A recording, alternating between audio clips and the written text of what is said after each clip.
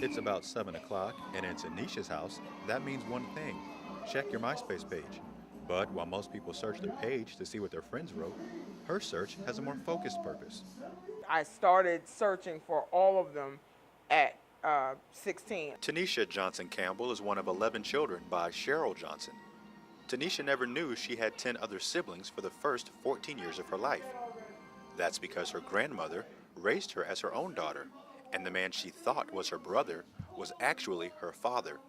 At 16, when she finally met Cheryl, you could imagine there was some frustration. And I was still a little angry hearing all the little backstories from my family. As I'm looking at this woman crying, I'm like, you're crying now, and when I was a couple weeks old, you walked out.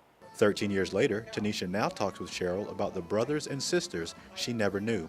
We do talk about my other siblings because now I found 6 of them. In 2007, with some internet help, she set the stage to finally contact one of the 6.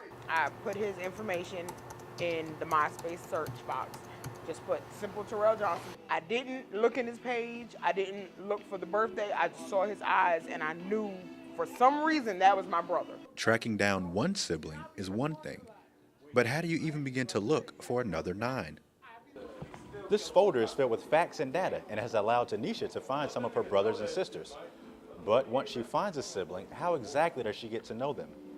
Well, for some of them, they move in.